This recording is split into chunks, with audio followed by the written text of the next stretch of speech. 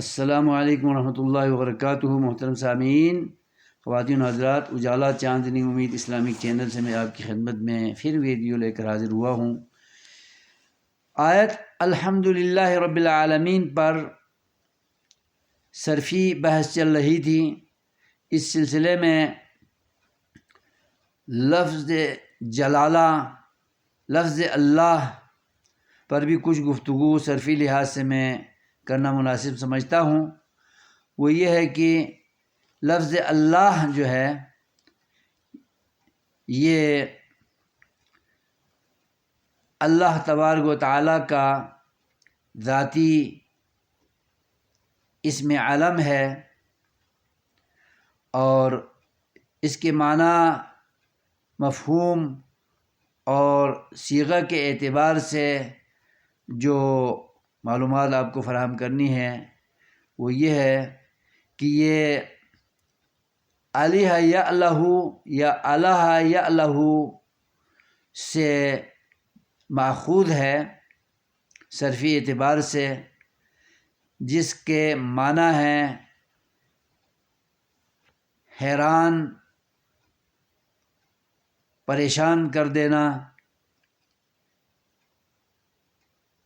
عبادت کے لائق ہونا، اور اللہ یہ فعال کے وزن پر ہے، اس میں مبالغہ ہے۔ یہ اس میں مبالغہ فاعلی بھی ہو سکتا ہے، جس کا معنی یہ ہوگا کہ وہ ہستی جو اپنی خوبیوں، کمالات، قدرتوں، اوصاف، تقدیسات، تمجیدات، بڑائی، کبریائی کے لحاظ سے سب کو حیرت زدہ کر دے، تو یہ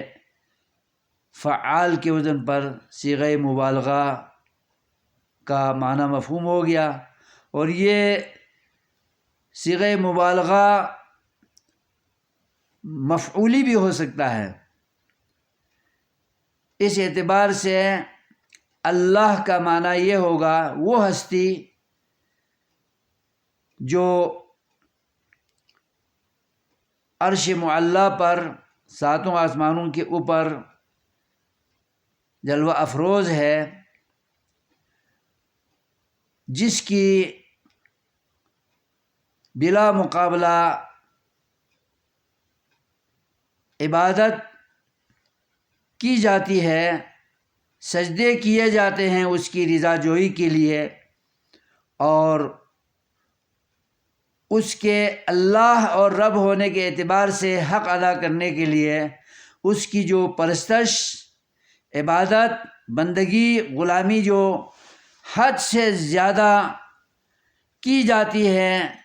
استحقاق کی وجہ سے، کیونکہ وہ رب ہے، خالق بھی ہے، مالک بھی ہے، رازق بھی ہے اکیلا، اور معبود و مسجود بھی ہے، مشکل کشا، حاجت روا بھی ہے، مولا دستگیر بھی ہے۔ تو یہ صفت مبالغہ کہیں یا اسم مبالغہ کہیں، مفعولی انداز میں وہ ہستی جس کی بلا مقابلہ ہمیشہ عبادت کی جائے اور ریاضت کی جائے، غلامی کی جائے، پرستش اور بندگی کی جائے، تو مألوہ کے معنی میں اس میں مبالغہ ہے۔ یہ یاد رکھیں، انشاءاللہ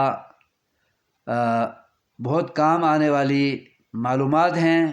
صرفی اعتبار سے جو ہمیں جاننا چاہیے، اور ان معلومات سے ہمیں اللہ تبارک و تعالیٰ کی شان، تقدیس اور قدرت، خوبیوں کا، عظمتوں کا، رفعتوں کا پتہ چلتا ہے، اور اس کی عبادت کرنے میں، اس کی غلامی بندگی کرنے میں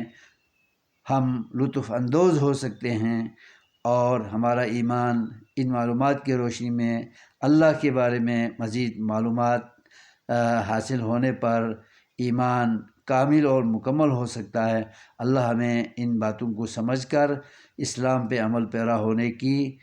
توفیق عطا فرمائے، آمین۔ والسلام علیکم ورحمۃ اللہ وبرکاتہ۔